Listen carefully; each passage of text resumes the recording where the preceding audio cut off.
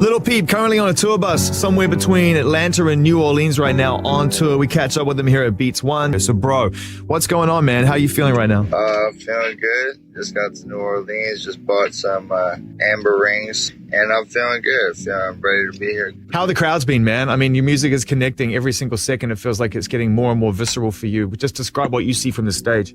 A bunch of crazy, sweaty teenagers going insane and causing each other pain.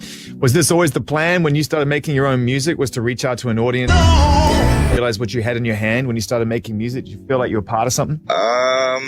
Yeah, I mean, I always knew that it was going to be successful. I guess I'm very confident with what I do because I feel that there's so many people doing it successfully that are so terrible at what they do that I could just easily just take their spot because they're so trash. Right. So who do you rate then? Rather than get swept up in the trolling side of things, let's keep it positive and inspiring. I believe that's what's going to get us through this era. So who do you actually like? Man, I like everybody. I just think that some people aren't good at making music, but I like everybody. Everybody's great. Who's your favorite though, man? My favorite, probably just my friends. Bass God, Lil B, Conan, definitely. I don't know. I don't really listen to. I don't really follow music as it comes out. I more like to just stick to the classics, like my old favorite Brick Squad takes from back in the day and Red Hot Chili Peppers albums and stuff like that. And don't really follow whatever's going on in the rap game, if that's what you want to call it. I mean, it's funny, because obviously I think that people consider you to be a part of that game, but equally you're taking inspiration from other things and you've got deep taste in rock and roll as well. Can we talk a little bit about that side of things as well and what kind of rock and roll artists really influenced you to bring this kind of tone to your music? Yeah, some of my favorite bands say that I mean, Brand New, Green Day, Good Charlotte, My Chemical Romance, Panic! At the Disco, Taking Back Sunday, stuff like that. So that's where I get the inspiration behind a lot of my melodies.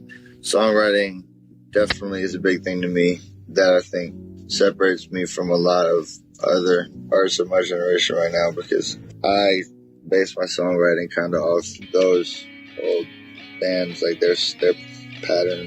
I mean, I know that, you've talked about collaborating with my Conan. That's a thing that's done? Yeah, we have an album together. It's incredible. It's the best album of the 21st century. I mean, I can't wait to hear that because I think McConan's a super fascinating and actually really underrated artist when it comes to influence. What is it that you like about him? A few words that you can share about what you love about McConan and why the chemistry is real.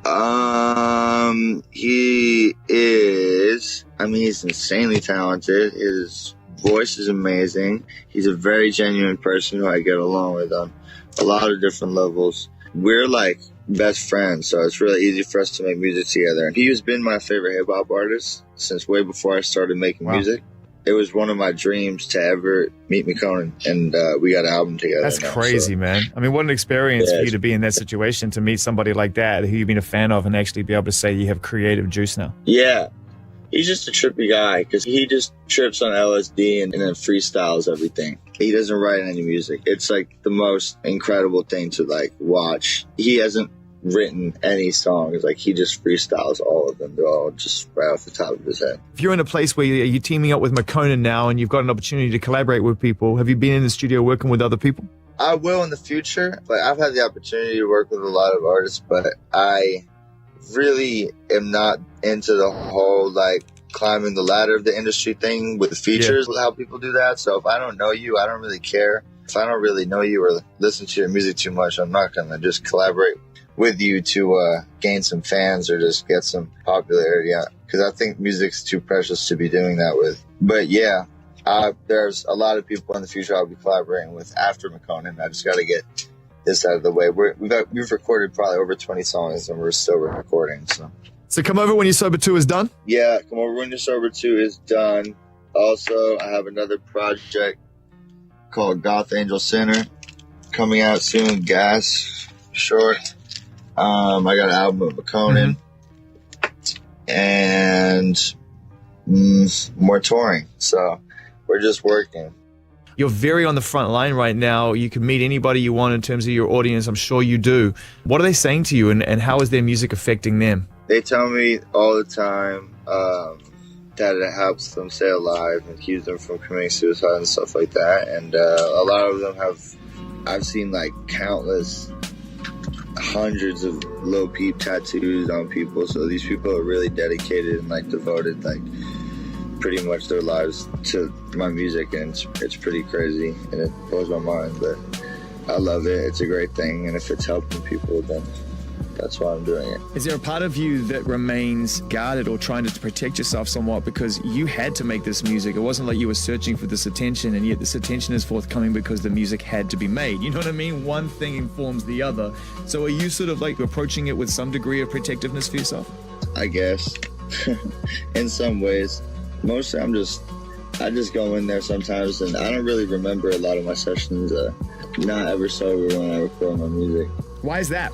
I don't know. I'm rarely sober. I don't know. Just because it kind of brings the raw emotion out of me and lets me, and I'll wake up the next day and literally like I won't even remember what I did in the studio, but I know I did something good. And then I'll listen to it and I'll be like, yeah, this is really dope. That must make performing it really a very interesting experience, because when it's time to actually play the song, you don't really recall writing or recording, but actually you have to put yourself in a place where you have to learn it and you're not in that moment anymore. That must be like breaking the wall. No, dude, I know all my music. I'm really crazy with lyrics, so people get shocked at me. I could listen to a song 2 times and learn all the lyrics to it. I know the lyrics to more songs than most people on earth. That's a fact. I learn my own lyrics really, really quick. So I can do all my songs a cappella pretty much. It's not something that's hard to forget.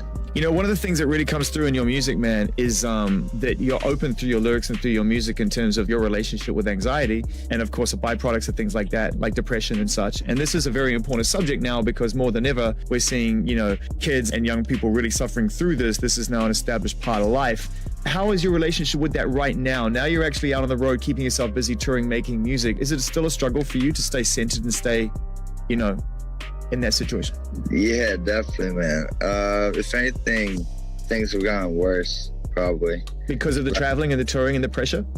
Yeah, things just get worse. The anxiety just gets worse and worse and worse every day. But it's just something you gotta deal with. That's just something that some people have, and they have to deal with, and they cope with it in different ways. Surround yourself with good people and just get through it. Yeah, and music must make a huge difference to that, the ability to be able to express yourself regularly. It does. Music and getting tattoos is my therapy, my form of therapy. How long has the tour got left, man? I mean, we're drawing to the end of the year. How many more dates in America have you got? I think I've got like 2 more weeks. I've been doing it for like 2 months now. Wow. Yeah. Well, we wanted to reach out first and foremost to say what's up and say that, you know, we are completely connected to what you're trying to do musically, and looking forward to everything and anything that comes our way from you. And at some point when you roll through California, as and when the time's right, man, we'd love to sit face to face and get the story in more detail, if you're willing and open to talk about it. I think it would be helpful to your fans and to others to hear your story, because I think it's fascinating, bro.